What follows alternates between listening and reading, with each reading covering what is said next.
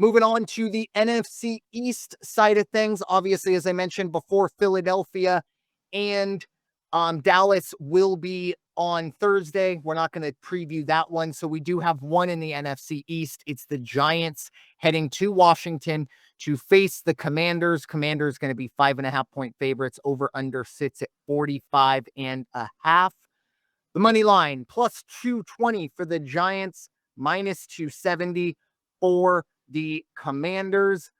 This is my jurisdiction, so I'll get this one rolling. Obviously, this kind of piggybacks on to what I talked about with one of these quarterbacks regressing a bit, very similar to what we saw at a CJ Stroud last year. Which one is it going to be? I really do believe that it probably is not going to be Jayden Daniels, as much as the Eagle fan in me hopes that I could point and laugh and go, ha ha, they got your hopes up for 1 year and now he's a bust. I don't think that's the case. I hesitantly like what the Giants are putting together.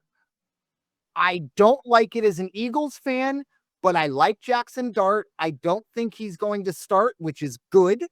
But I do think going forward, there's something there. I really, really like Abdul Carter. Again, that's going to be something I have to deal with twice a year on the defensive side for the Giants. With that being said, it's kind of like it looks nice, but or it's like when you're looking at an empty lot, like, oh, the possibilities are endless. But I'm not going to bring anyone here right now. Like there's a lot of building that needs to be done. I like Washington to cover the 5.5 here. And especially that Terry McLaurin is now, that's all done and dusted, although I don't think that ever was getting near to a nuclear auction, but he is there. He is paid. And I really do think that Washington, big question mark, Deebo Samuel. Are we going to see Deebo Samuel of 2021, 2022? Or are we going to be wondering who that man is wearing his jersey? I still think even with those question marks, Washington covers 5.5. I think we stay under 45.5. I just think the Giants, way too many question marks. I really like Brian Daboll. I think he's probably going to get fired this year. And I hope he gets a job in the AFC. But I think he's a fantastic coach who got a raw deal. He got one really good year out of Daniel Jones, and that should be worth something. Darn it. But anyway, Raider Jim, your thoughts, Giants at Commanders.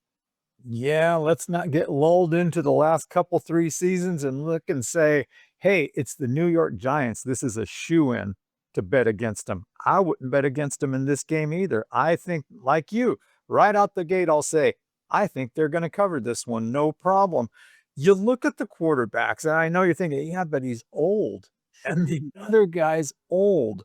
But guess what? You do have Jaxson Dart in between those two guys. But what a luxury to have a Jameis Winston as your backup. That's not a bad thing. I mean, even if you look on the Washington side of the fence, uh, Jayden Daniels goes down, Marcus Mariota. Marcus Mariota came in and did some things for the Raiders every now and then when he was thrown in, because of injuries, and he could perform. He's one of those guys. That's what they've got there with Jameis Winston. If he has to step in, you don't have anything to worry about. You're going to make some plays. But I think that the offense is going to be a little better. I'm with you. I can't wait to see how Abdul Carter really plays out. I'm surprised. The depth charts I'm looking at are from CBS Sports. They don't have him starting. They actually have him as rotating in and out, coming in. I don't know what situations they're going to put him in, but I assure you, he is going to make some noise and disrupt some people. And I agree. I would hate to face that 2 times a year because it's just going to get worse after this year and for the next 5 years after that. He's Khalil Mack all over again. The guy just keeps coming back, and he's annoying. He's just an annoyance to everybody. But do I think that the Giants will win? No, I wouldn't be surprised if they do. But I just think that they've got enough to cover this home game spread of 5.5. And again, as we have said for probably the 3rd time already, this was set way back when, not in the last couple weeks or so. So I do like what's going to happen. That's going to be a fun game to watch. Kind of interested. It's actually on my radar because I want to see, do the Giants show just a little bit of improvement? And it's real easy to improve on what they had. So I think we're going to see that. Give me, let's see, let me make sure I got it. Give me the Giants to cover at 5.5. Give me a half a point. I'll take a full 6 on that. But the over under 45.5, I think it's going to go under. It's not going to be a shootout. Yeah. And it's a very, very tough situation again for Brian Daboll, but he has luckily been given time to put things together. And or at least he's been given time to continue to try to put things together. We'll see if he does take a step forward.